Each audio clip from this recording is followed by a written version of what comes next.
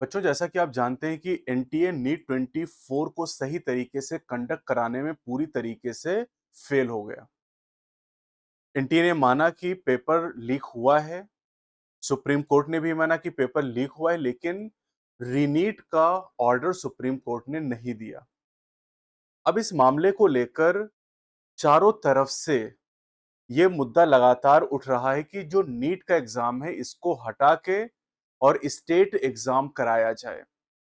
मैंने आपको पिछली वीडियोस में भी बताया था कि तमिलनाडु, कर्नाटका और पश्चिम बंगाल, इन 3 स्टेट में ऑलरेडी ये प्रस्ताव पास कर दिया गया है कि नीट का एग्जाम उनके स्टेट में नहीं होगा। वहां पर स्टेट पीएमटी कराए जाने के लिए प्रस्ताव पास कर दिया गया है। अब उत्तर प्रदेश की जो पूर्व मुख्यमंत्री हैं मायावती जी, इन्होंने भी नीट के एग्जाम को लेकर कड़ा रुख अपनाया है। नीट के मुद्दे पर भड़की मायावती मोदी सरकार से कर दी बड़ी मांग। बसपा सुप्रीमो मायावती ने एक बार फिर से नीट परीक्षा को लेकर सवाल उठाए हैं और सरकार से केंद्रीय मेडिकल परीक्षा की पुरानी व्यवस्था बहाल करने की मांग की है। यानी एआईपीएमटी को फिर से बहाल करने की मांग की है और स्टेट के अपने अलग एग्जाम कंडक्ट कराए जाने की मांग इन्होंने की है। नीट पेपर लीक मामले पर सुप्रीम कोर्ट ने बड़ा आदेश दिया है। कोर्ट ने कहा है कि यह परीक्षा दोबारा नहीं कराई जा सकती क्योंकि बड़ी गड़बड़ी साबित नहीं हुई है। लेकिन 155 बच्चे ऐसे हैं जो जिनके बारे में कहा जा रहा है कि 155 बच्चों तक पेपर पहुंचा है। 2015 में एआईपीएमटी कैंसिल हो गया था केवल 44 बच्चों की वजह से। लेकिन 2024 में 155 बच्चों के लिए माना जा रहा है कि धांधली हुई है, उसके बाद भी पेपर कैंसिल नहीं हुआ क्योंकि बड़ी गड़बड़ी नहीं हुई है। जब तक 4-6 लाख बच्चे के पास पेपर नहीं पहुंचे तब तक हम उसको बड़ी गड़बड़ी नहीं मान सकते हैं। जिसे लेकर अब बहुजन समाज पार्टी की मुखिया मायावती की प्रतिक्रिया सामने आई है। बसपा सुप्रीमो ने इस मामले को लेकर केंद्रीय मेडिकल परीक्षा की प्रक्रिया को खत्म कर पुरानी व्यवस्था को बहाल करने की मांग की है। नीट पेपर लीक के मुद्दे को लेकर विपक्षी दलों समेत बसपा सुप्रीमो मायावती भी लगातार सवाल उठा रही हैं, जिसके बाद अब उन्होंने मेडिकल की पुरानी परीक्षा प्रणाली को ही बहाल करने की मांग कर दी है। उन्होंने कहा कि जिस तरीके से नीट कराने वाली परीक्षा एनटीए पर सवाल उठ रहे हैं, वो गंभीर मुद्दा है। इससे लाखों परीक्षार्थी मानसिक पीड़ा झेल रहे हैं। आप सोचिए, 4 जून को नीट का रिजल्ट डिक्लेयर किया गया था, उसके बाद 24 जुलाई तक, मतलब पूरे आप समझ लीजिए कि 2 महीने तक बच्चा इस मेंटल स्ट्रेस से जूझता रहा कि एग्जाम दोबारा होगा नहीं होगा। बसपा सुप्रीमो ने अपने सोशल मीडिया अकाउंट एक्स यानी ट्विटर पर लिखा कि all India NEET UG medical परीक्षा में हुई गड़बड़ी को लेकर स्वाभाविक तौर पर सड़क से लेकर संसद व सुप्रीम कोर्ट तक में यह मामला गरमाया रहा।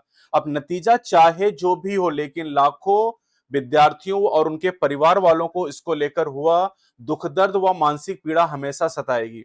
उन्होंने आगे कहा कि केंद्र मेडिकल की इतनी अहम परीक्षा सही से कराने के मामले में देश को आश्वस्त कर पाने में अभी तक विफल है, जो समस्या को और गंभीर बना रहा है। अतः केंद्रीकृत मेडिकल नीट यूजी पीजी परीक्षाओं को समाप्त कर इसके लिए पुनः पुरानी व्यवस्था क्यों ना बहाल हो, जैसा कि कई राज्य सरकारों की भी मांग है और कई राज्य सरकारों ने इसके लिए प्रस्ताव भी पास कर दिए हैं। लगातार मैंने इस बारे में आपको बताया, तमिलनाडु, कर्नाटका, वेस्ट बंगाल। आपको बता दें कि नीट का मुद्दा मानसून सत्र में भी छाया रहा। लोकसभा के नेता प्रतिपक्ष राहुल गांधी और सपा सांसद अखिलेश यादव ने इस मुद्दे को प्रश्नकाल के दौरान उठाया और केंद्र सरकार पर हमला बोला था। राहुल गांधी ने कहा कि नीट पेपर लीक में शिक्षा मंत्री ने खुद को छोड़कर बाकी सभी लोगों को जिम्मेदार बताया।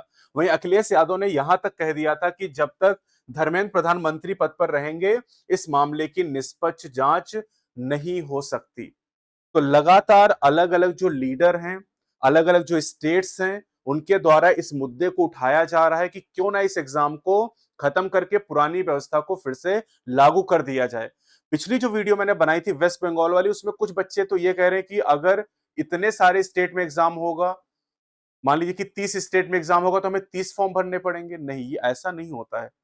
देखिए, अगर आप यूपी के रहने वाले हैं तो आप यूपी का अपना स्टेट का एग्जाम दे सकते हैं और एआईपीएमटी दे सकते हैं, जैसा पुरानी व्यवस्था हुआ करती थी। आप बिहार पीएमटी का एग्जाम नहीं देंगे। हाँ, बिहार में आपका एडमिशन एआईपीएमटी के थ्रू होगा, क्योंकि हर स्टेट की 15% सीटें एआईपीएमटी में जाएंगी और एआईपीएमटी का जो एग्जाम होगा पूरे देश के लिए होगा।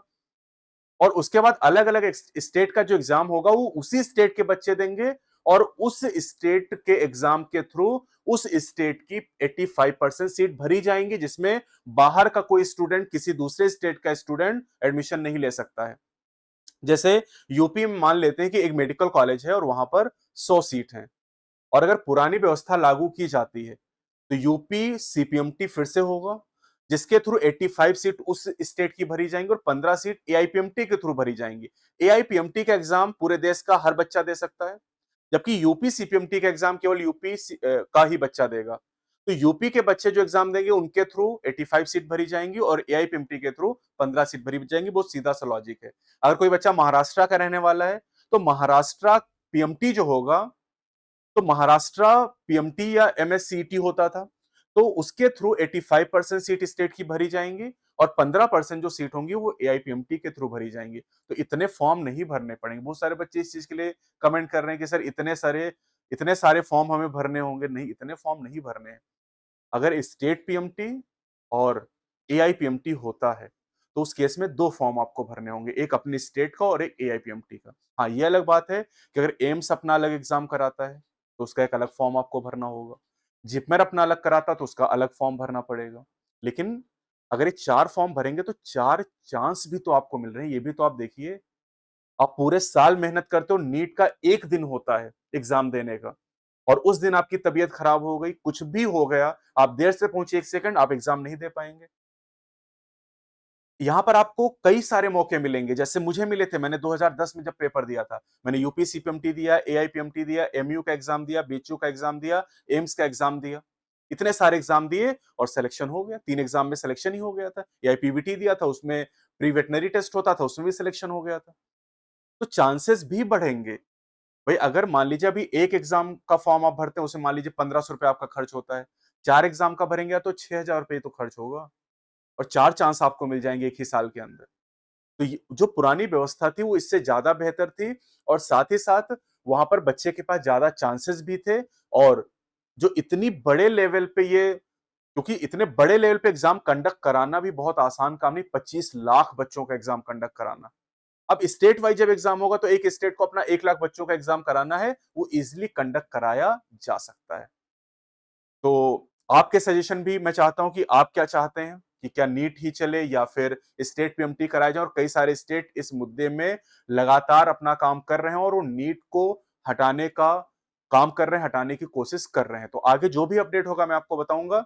चैनल को सब्सक्राइब जरूर करें ताकि आपको लेटेस्ट अपडेट मिलते रहें नीट यूजी से रिलेटेड। तो अगली वीडियो मिलते हैं। जय हिंद, जय भारत।